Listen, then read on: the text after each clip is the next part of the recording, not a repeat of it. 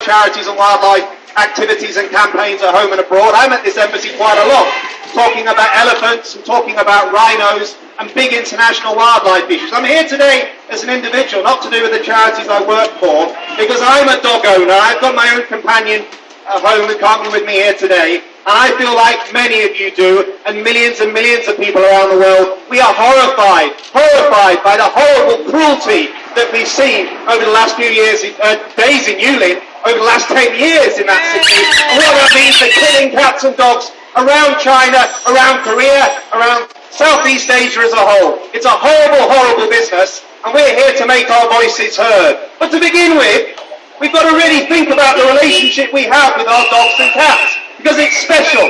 And I'm not going to say it isn't special, because to me, it makes a huge difference to my life. It makes a huge difference to my psychological well-being, to my overall health, to have my dog, and to have a dog and a cat in the way that we do.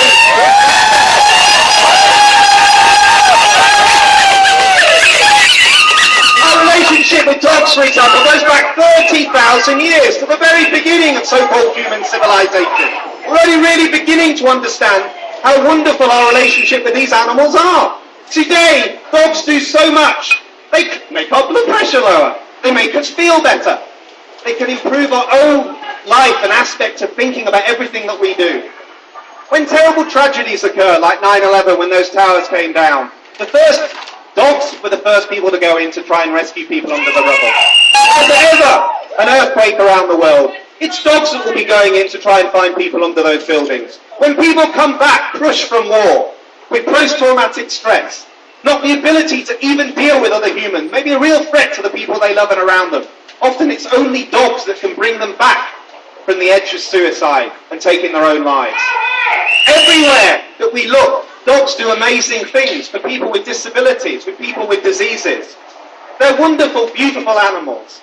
There's a place in my own city of Milton Keynes at the moment, a charity that's pioneering research into dogs sniffing out cancers. Now we know they can do an amazing job with this, and this will lead to electronic developments in trying to scan and find cancers, which will save millions of humans' lives.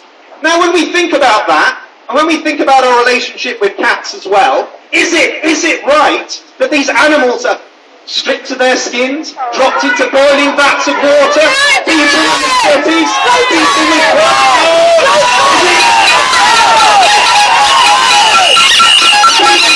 oh, well, you just don't think about these issues, it's cultural. There's nothing cultural about beating an animal.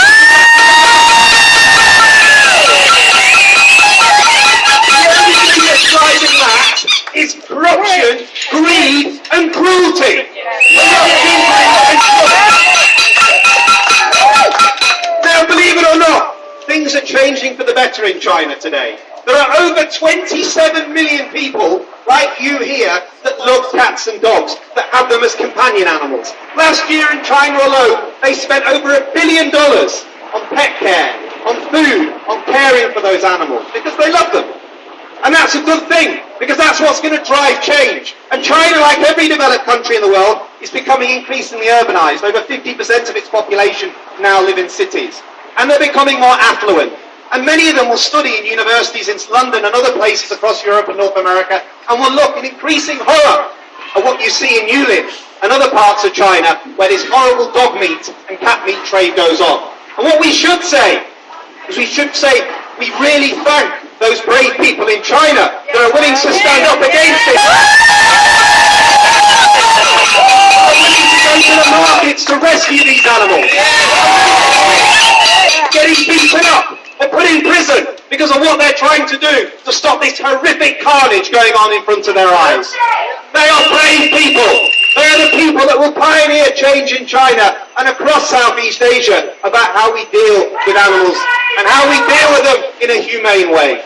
But also remember, this is not just about cruelty to animals. It's a huge concern to people as well. These dogs are often taken from the streets or they're stolen from their owners. Often they have distemper and other diseases. They have rabies. Many of the people that are killing them are not injected against rabies. They're in some of the biggest urban cities anywhere on the planet.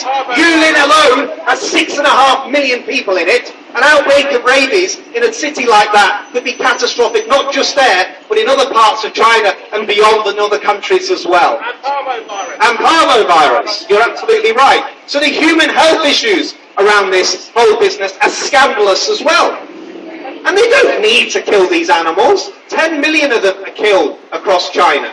But this could come to an end and no one would suffer as a consequence. The economy of China wouldn't change. The country would be seen better for caring for animals around the world. Its image would be much better around the world. And I think the people in China themselves would feel better about their nation as a result as well. And the other wonderful thing we're beginning to see about this campaign is social media. I talk about social media a lot, but there are over 500 million people now using Twitter and social media in China. And if you look at the Yulin campaign, yes, millions of people outside of China have signed petitions. Millions of you have shared your images and turned this into a huge global campaign with celebrities like Ricky Gervais and others getting involved. And you've driven that media agenda, so it's on the front page of the New York Times and the Telegraph and the Times in London, and it's on all the television networks. But in China too, that debate has been driven. China is a very difficult and dangerous country to speak out about human rights. You can still be imprisoned, you can still be harmed, and you can still face death as a result of trying to stand up for human rights. But what we're beginning to see is that animal rights, a voice is coming through, a strong voice, and it's being supported by people like you. And by people championing environment and animal rights in China, it will strengthen human rights for people as well. So by doing what we're doing about Yulin, we're making China a better place for its own people and making China a less threatening place to the rest of the world as well. So this is where animal rights helps human rights as well.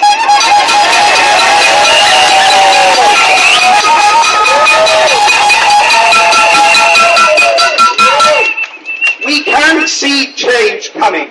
There's probably only been a few thousand animals, cats and dogs, killed in Yulin this year. They've not been able to publicly slaughter them in the streets in the way that they have in the past. They've not been able to advertise the killing of the animals in the way that they have in the past. A number of restaurants are not serving. They're still killing. I'm not saying it's not happening. It's happening behind streets, behind closed doors. But it's getting more and more difficult for the people who trade in these animals to carry out what they're doing. Now, Yulin's only gone on as a festival, a so-called festival, for 10 years. Originally, the city authorities thought it would actually be a good thing to promote the city. Now a city of 6.5 million people is recognised around the world for torturing dogs and cats. I don't think any city in the world wants that as a reputation.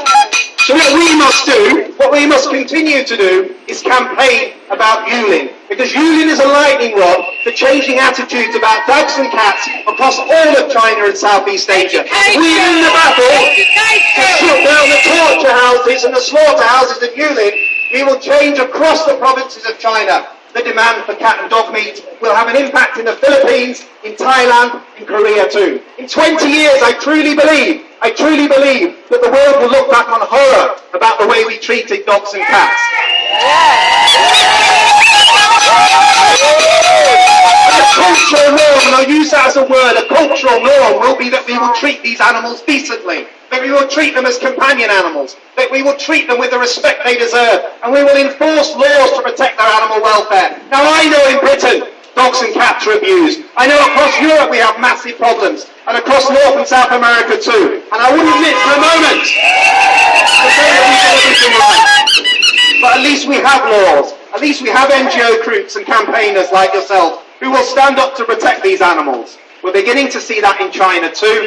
We're seeing that change. You are fundamental to making that happen. This is one of the biggest demonstrations outside of this embassy for years. It's probably one of the biggest about Yulin anywhere at a Chinese embassy.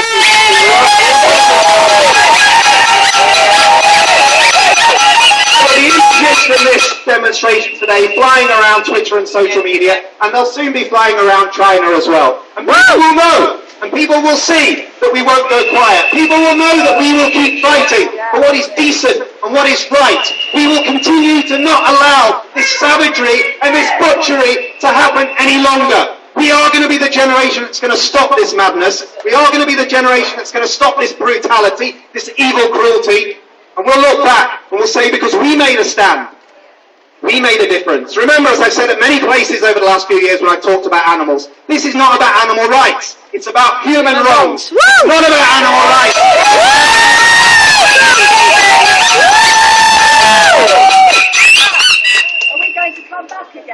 We will be back here, and when we're back here next year, we'll have thousands of people. We'll be at a Korean embassy too, because we need to make our case there as well. There will be an opportunity to continue to campaign like this and to use social media and to continue to ensure that the world sees that we're not going quiet. There are people that will continue to work hard everywhere to make this happen, and you're part of that.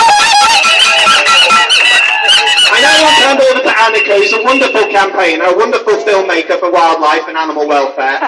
She's going to say a few words. They're probably going to be quite graphic, more than I have been, but I think we need to hear it. She needs to tell us exactly what is going on in this city, what is going on in the dog and cat meat trade, and why we should be horrified, and why we should be doing something about it, and why we need other people to do something about it as well. Thank you.